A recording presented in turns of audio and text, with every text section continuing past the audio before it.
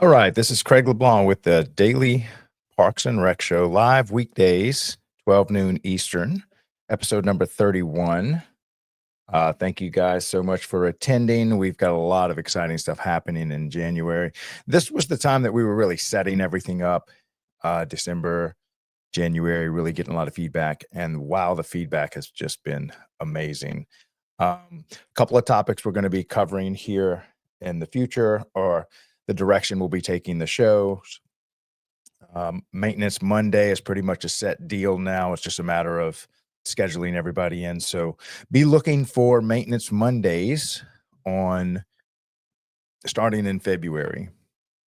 And what that's going to entail is all things for maintenance for the park. So maintaining your facilities, maintaining your pools, maintaining your grass, grounds, you name it, when it comes to maintenance, whether it's the electrical, the HVAC, the plumbing, the fields, the pools, chemicals.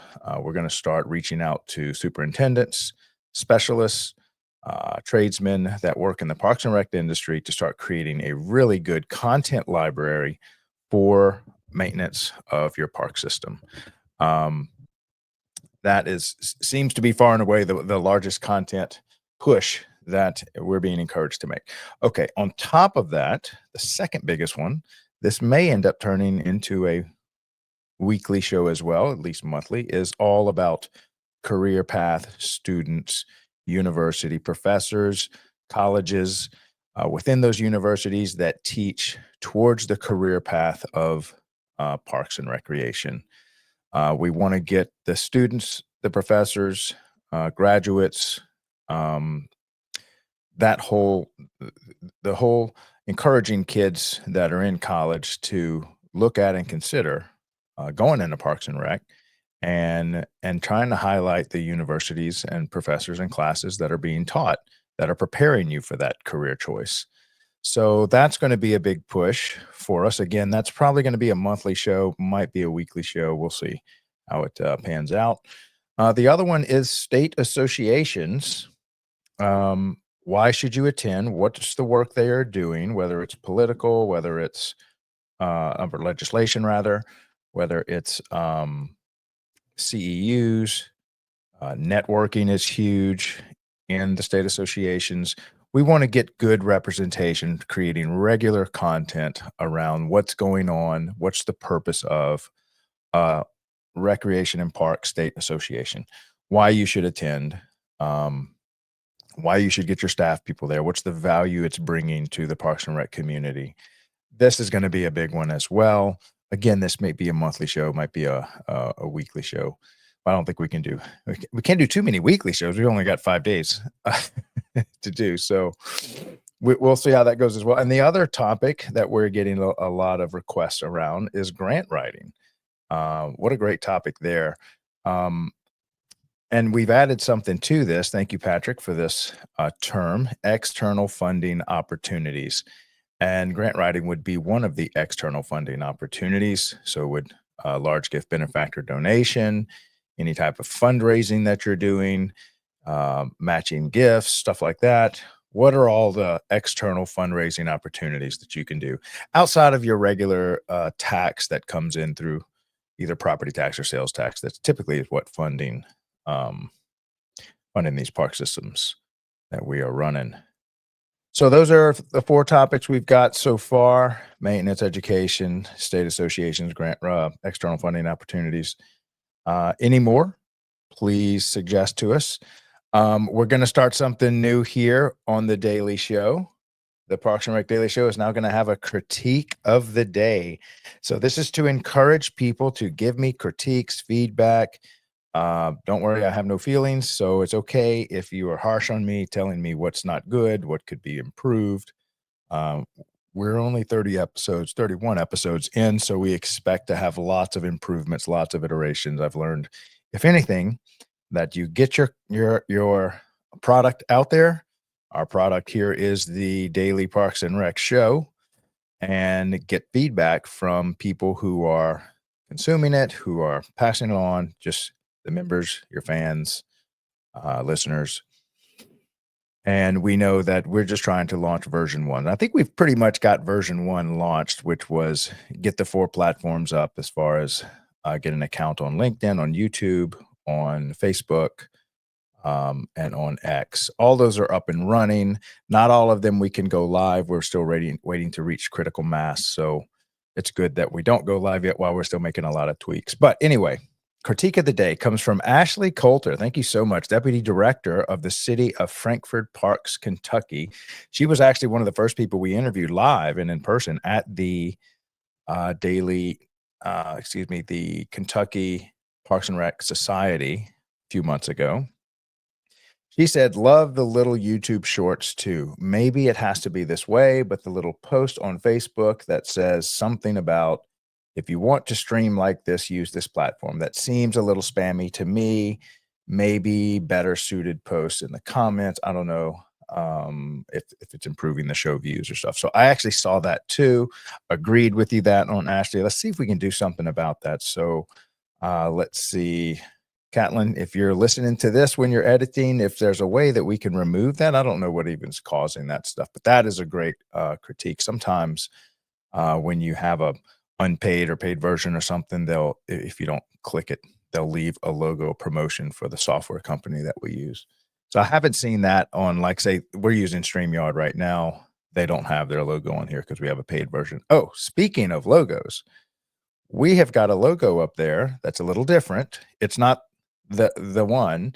The other one we would have would be this one. That's the old one. But I noticed you can't really read it. The font is so small. So I played around on Grok. By the way, if y'all haven't used Grok on X, if you've got the paid version, it's so neat how you can just build multiple logos, any images you want. So anyway, spent about 10 minutes, came up with that. What I'm going to do is I'm going to create maybe like 10 logos, 5 logos, something like that, throw them up on the different pages, and then just ask everyone to kind of vote on which one they like the most, and we'll go with that one. Y'all might remember this old one, the Parks and Rec Done Right logo. This is the one I came up with on Canva. Again, only spent a couple hours on it, and I'm not a graphics designer. And that's kind of the direction I think I'd like to head. Mainly just larger font so you can read it. And then maybe black and white so that it pops a little better. And then we can print on grayscale for like coffee mugs, t-shirts, stuff like that. So I'm thinking what goes well on a coffee mug can only say so much. But anyway, that's kind of what we're thinking about as far as that's concerned. All right. As far as updates, we've got a lot of great people coming up. I had a great talk with Patrick. Thank you so much yesterday, Patrick and Reed. These are both Louisiana boys. Reed is hold on, let me pull him up. Reed works with Breck. And for those of you that don't know, Breck is one of probably the largest park system in Louisiana, I would think. They have a great, they have their own tax, and we actually just voted on them to have an additional amount of money so that they can make Baton Rouge beautiful. Great park system we have here in Baton Rouge. He is the assistant superintendent over systems planning. He's a landscape architecture. He does fantastic work. He does a lot of all these beautiful projects. You can thank him for it. And we had an awesome talk. We're probably going to end up doing a 3 or 4 part series about planning, design, green infrastructure, resilience, passive parks, stuff like that. Facilities that kind of dual up as shelters. Man, he is just a wealth of information and knowledge that I think we can create some fantastic content around. What do you want to think of when you're designing your park, keeping maintenance in mind, keeping resiliency in mind? That he has been doing this for forever. And he's also going to help connect me with a bunch of his peers throughout the country that do this full time. I know a lot of park directors have to wear the hat that Reed wears full time, Reed Richard. And so having someone that is a career landscape architecture that does this full time for Breck, along with a whole team of people that do it, is going to be, I think, a great resource library that we can create around this one topic of architecting and designing your park systems and what to keep in mind for that. So I'm hoping that we could do almost a monthly around that. because a lot of park systems just can't afford to keep a full-time person like Reed on staff, much less a team of people like Reed leads for Breck. So maybe the second best we can do is just have him create a video library with the Daily Parks and Rec show and a lot of his peers. And then on YouTube, you can go and just see, 10, 15 videos on that single topic. I think that would be a great value that the Daily Parks and Rec show can add to the community. Awesome talk yesterday. The other man I talked to, his name is Patrick Wesley over in Caddo Parish. For those of you that don't know, we don't have counties, we have parishes in Louisiana. Had to be different. I think we're the only one. I know we're the only one that does that. But this is where Shreveport is. They have about 226,000 people in Caddo Parish, but still kind of a small staff, about 14 people. And he just finished up, drum roll, the CAPRA certification, CAPRA. And there is, of the 10,000, only 2% of the 10,000 roughly park systems, agencies we call them, in Parks and Rec, only 2% get the certification. 213 nationwide parks have the CAPRA certification. I think he is the 214th now to get it. So congratulations to Caddo Parish. He is going to come on the show and tell us how he did it. It was the accreditation process it's a 2-year process. It's quite extensive, very good for the park systems. Very few parks have them. And they are now the 3rd park system in Louisiana that is CAPRA certified. So he's going to kind of bring us through that process, the stuff they learned, the stuff that kind of pushed the staff to do. It really, from what he was telling me about it, I think that's going to be an exciting show to be able to talk about. So appreciate you coming on and telling us more and more about that. Maybe we can get a lot more park systems CAPRA certified. So, all right. And all right, we have some great funding ideas for the channel. I think I mentioned this yesterday, something we're kind of spitballing. How do you fund this channel if we want to get, say, 20? So we're building a media company for parks and recreation for the Daily Parks and Rec show. We're going to need editors, which we have a full-time editor. We have one full-time social media manager. Probably need to pick up a couple more of those. And then we're going to need, so right now I'm the stage manager, production manager.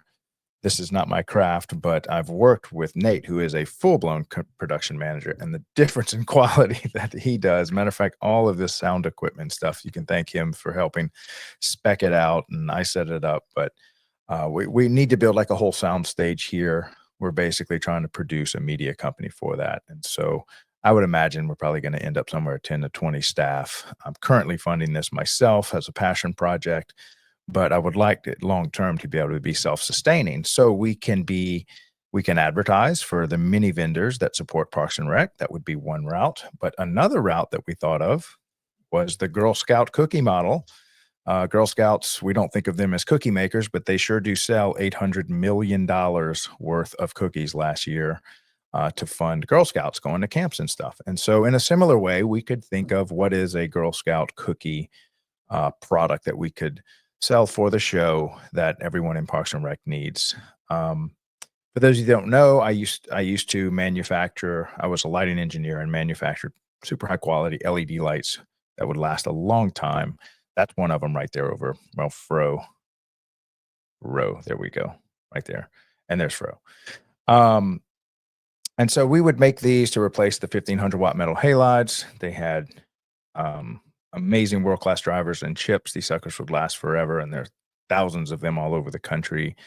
Dallas was one of our bigger clients that uses hundreds and hundreds of these all over their park systems. I need to get them on the show just as part of that Monday show. So these fixtures last like 100,000 hours. They, I think we would retail them for about $900. So very inexpensive as compared to all the service work that goes along with maintaining lights. So that is one route we could go. Of course, I spent several careers in that. So I could easily make that just a single product that we sell. You buy this product, you already need it. If you're going to buy it, off the shelf from somebody else? Why not buy it from somebody that is producing content for the show, producing something for the show? That's kind of the concept. Why not buy the cookies from the Girl Scouts and actually help the Girl Scouts and get your sugar addiction fix? Um, I can't bash people too much on that sugar addiction because I love cookies much like everyone else. So yes, we could use the Sports Arena Light as one product, but someone gave me another idea, and that was the doggy poop stations. And I'm like, wow, that would be fun to advertise, or just as a product for the show. It's kind of like um, all parks need it. They have many of them, and then you've got the little bags. And I looked them up. I think they sell for like a couple $100s each. And I did some research, and it looks like that might actually be a good product. And so I wanted to thank. Hold on, I got to see who recommended this. I think it was Nick. Was it Nick? Yes, Nick. Oh my gosh, Nick. I got to figure out how to pronounce your last name. It's Aceves. I don't even want to attempt it and say it wrong because he's coming on the show. But yeah, he's and great guy too. He's over there up in North Carolina, and every park system uses these doggy poop stations. So that might be one of the products that we end up going with to help support the channel and just have one, two, three, just a handful of products that make sense. They're one size fits all, not a lot of variations. Don't have to worry about it breaking and huge warranty issues. Like I do with the fixtures. I mean, I have to warranty those things, get factory warranties. They got to last like 10 years.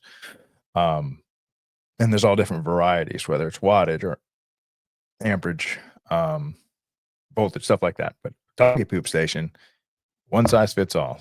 And so I'm doing a little research on that. This may be the product that we use to support this channel. And then that way we can stay focused as a channel on making content, building out these content libraries for the community, building out great content around park maintenance, around grant writing, around legislation for park systems, around state associations, for the students in universities, for careers and that kind of stuff. And not so much worried about being a billboard for advertisers, even though I'm not totally against that. And if any vendors would like to come and speak on the show, maybe more or less for an educational standpoint, and then if they'd like to reach out to you for your services, they can. But I'm sure I will eventually have some vendors on here just to educate, because a lot of them sell the equipment that you need. And of course, without vendors, we definitely would not be able to host our big national and statewide events. So thank you, vendors, for all that you do in supporting the community and all the annual and regional events. So anyway, that's the ideas on the funding side. And we will end the show here today with our quote of the day, which has, let's see, disappeared. There it is. Okay. This comes from Julie Andrews. And if I'm not mistaken, wasn't that Mary Poppins? So perseverance is falling 19 times and succeeding the 20th. It's about the importance of sticking with your goals and not giving up, even when faced with failure. So I know all of us in life, especially in Parks and Rec, and I love that Parks and Rec is heavily into athletics, coaching, teaching, forming young kids into overcoming obstacles. And there's no better place to face an obstacle than when you're physically straining, either in like cross country or tennis or basketball or football, and you're trying to beat the other team, outscore them, run faster, set a new personal record. And there's failure all around you where you could have done better, could have improved, missed the ball, didn't do your best time, maybe ran out too hard. And then you can always reflect on trying to get better. And before you know it, next week again, you're competing, trying to improve upon last week's performance. And so perseverance is critical to improving. It's just don't quit, don't give up, keep pushing, especially in these park systems. Park directors are constantly bombarded with things that they need to overcome and achieve with limited resources, limited staff. And perseverance is definitely in the job description of anyone in Parks and Rec. So, like Julie Angie said, perseverance is failing 19 times and succeeding the 20th. So, keep your chin up if you're going through something right now. Hope y'all are having a great January, great New Year's. Hope y'all had an awesome week. Again, this is Craig LeBlanc with the Daily Parks and Rec Show, weekdays, 12 noon Eastern, across all four major social media platforms: on X, on YouTube, on Facebook, and on LinkedIn.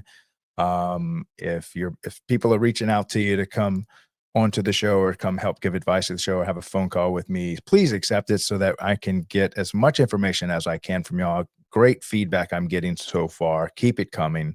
And thank you so much, Ashley, for our critique of the day. And please keep it coming anywhere in the comment section on any of our platforms. If there's anything you think we can do to improve, people you'd like to have on. We're living off the suggestions. We're living off the critiques. Thank y'all so much for all the love and support that y'all have given me and encouragement to continue this. And my commitment to y'all is just to show up on time every day at 12 noon Eastern and do a daily show on Parks and Rec. All you Parks and Rec people, thank you for all that y'all do. Thank y'all for keeping our cities beautiful. Y'all have a great weekend. We'll see y'all here again on Monday. Thanks. Bye.